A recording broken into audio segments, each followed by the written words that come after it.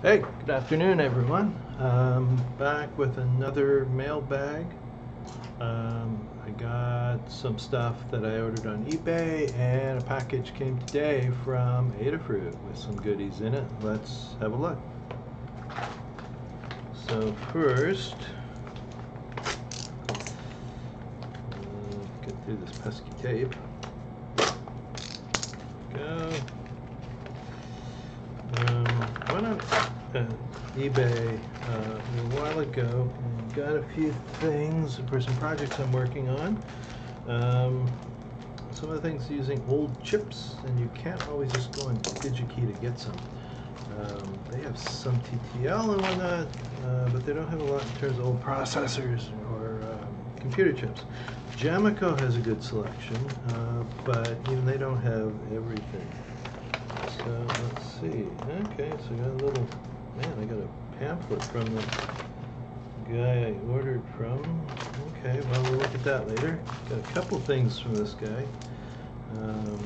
He's got a bunch of like old chips from old machines and whatnot. So I got a couple here. Some for fun and one for project. They all go into projects. Man, he's got like vacuum sealed anti-static bags. He's all pro. So let's see. Here we go. We got some chips. Nice big chunky dipped chips. There's a 74181, which is a TTL 4-bit ALU, arithmetic and logic unit. And there are three. The three here are 8251s. Those are Intel's ACIA chips. Basically UART. You'd be familiar with from the Arduinos, with a little more capability typically. And these were meant to go with the 8080 processor, and they worked really well with the Z80 as well, which was essentially, in a way, a spin-off of the 8080.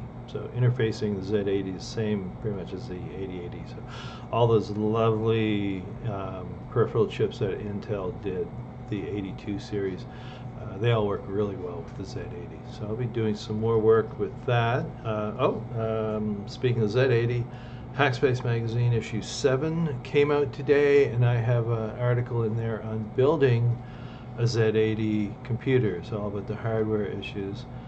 Next month is scheduled to have a follow-up article on getting started with Z80 assembly language, which should be fun. So those will go in. I'll be using those in, like I said, an upcoming project. I bought an ALU chip. I won the show and tells recently. I had an issue of my digital circuits series of guides published, and Lady Ada speculated that I was going to eventually get to the point of building an ALU. Well, I kind of cheaped out and bought an ALU, but it will be used in what will be likely the final part of that series, which will be building something a bit bigger than an ALU, a bit more complex than an ALU. It should be fun and a good way to cap out that series of guides. So watch for that in a while. I've got a couple other guides before I get to that point, but should be fun. So there's that. We had a few other eBay related packages on the way. Should start coming in soon, since that was the first one of the several buys I did one day a few weeks ago. So I've got lovely black Adafruit box. I love getting these. They are always fun. Let's get this open. There we go. Oh, so much tape, plastic, packing. More. There we go. Get this open. We have the awesome little receipt thing to do. Packing material. Let's see, what do we have?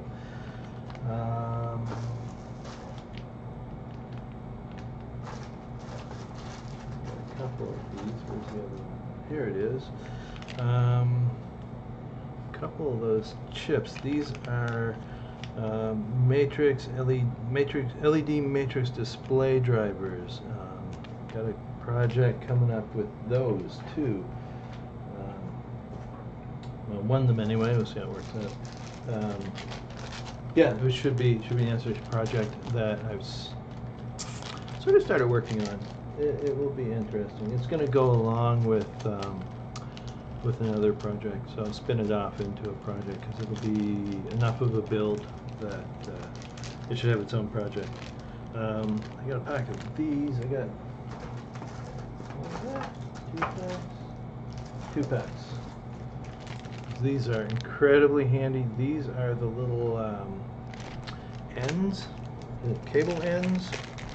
These I think are dual row. Yeah. Little autofocus sucks. Little dual row cable ends that Adafruit sells. These are some of the double ones, small two row. They have small and large 2-row and single row, and these go on the end of the ribbon cables that have like the male or female ends, so you can make up your own custom jumper cables and whatnot, which are awesome for like interconnecting boards and whatnot. If you look at the EEPROM emulator project guide I did, I've got a couple of them, using a bunch of them in that to connect the different pieces together. Very handy stuff. Let's see what this is. Oh yeah. I've been eager to try. I got a few different sizes of these. I've got yeah, those are like, they look like 16 pin. These are I think 40 pin. Different sizes here. These are going to be fun. These look really useful for breadboarding. They are, let me open one up here. IDC breakout helper.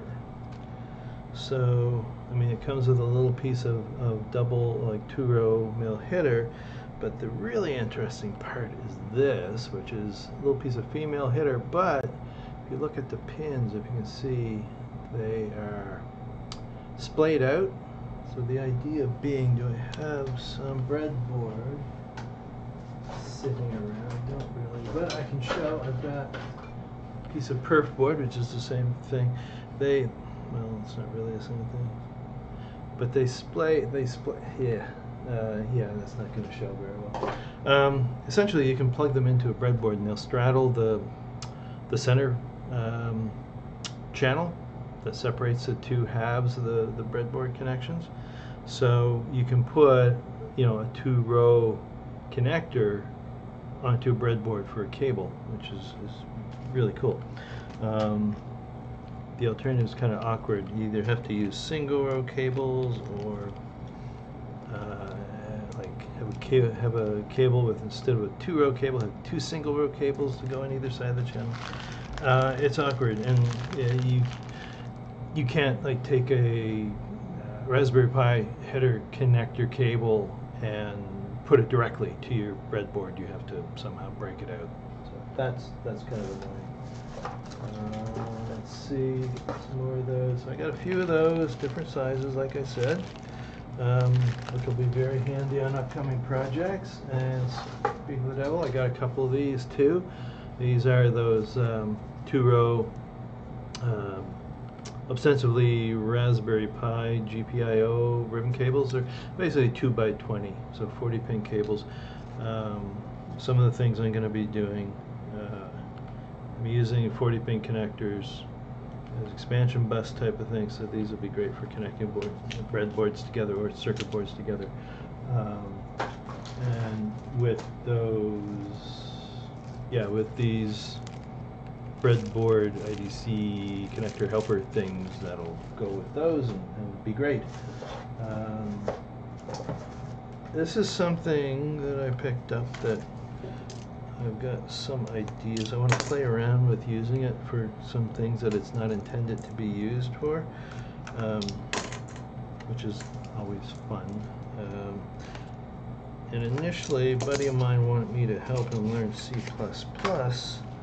Using this, instead of just an Arduino, he wanted to try this because it's just a little more fun. It's an Ardu Boy. So, I'm going to do that. It's got a 32 Atmel 32U4 thing on here, but the game controllers and the display. I'm going to break the I2C at least out of this, possibly. Well, it's got USB, but I want to break it out and use it as like a control panel and status display or something, with something that could make a neat little project. Using stuff for what it's not intended, that's always fun. But before that, it's going to be a nice little teaching tool. I started looking at the guides, and it looks like a pretty cool thing. And I also have the micro game, which is the SAMD21 based little handheld game system that you can program CircuitPython on. So I may go off on a little bit of a bender on writing little simple handheld game projects, both in C++ with this, and C++ and CircuitPython with the micro game. It'd be cool. So one more thing in here. Let me get it out of its packing. Ooh, this is the hot thing right now. What's that? Little feet. Cricket. Sophie got one of these. John Park has been playing around with this for a couple weeks in his streams. So I've been watching the development of this. Very excited to get it. Yeah, it's going to be a lot of fun. It's going to be neat. Just looking at it, it's cool. So I'll be playing with that too. And I have a project in mind for this that I wasn't certain what I was going to use to control it. I have the project, everything else for it. I have all the hardware and all the electronics for it, but I just hadn't figured out what I was going to drive it with. I was thinking maybe an Arduino Mega or possibly a Due. But I think I'm going to use the Cricket for that. It'll be perfect because it's digital inputs and solenoids and sound,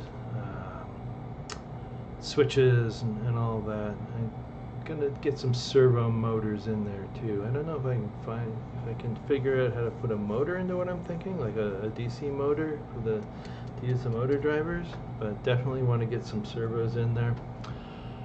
It's going to be neat. So watch for specifics on that project. I am off on vacation next week, so won't be doing anything with this or the Ardu Boy for at least a week. Once I get back, I'll dive into this stuff seriously. So that's it for a while. Got some things to go into future projects. Some pretty cool projects coming up. Be writing those up as guides. Let's see, what else? Wait for a week. Oh yeah, Hackspace. Go grab issue 7. Find out about Z80 hardware, or Z80 if you're in the States. Some other really good looking articles in there too. I can't wait to dig into my copy. So yeah, I have a Patreon set up if you'd like to be part of this whole doing projects and writing about it and doing tutorials and whatnot, making that possible. That is what I'm trying to spend all of my time doing now. Writing stuff to help people learn about this cool stuff that's available now for making and programming and making hardware and stuff. Yeah, cool stuff. Anyway, that's it for today. Talk to you later. See you in a week or so. Bye.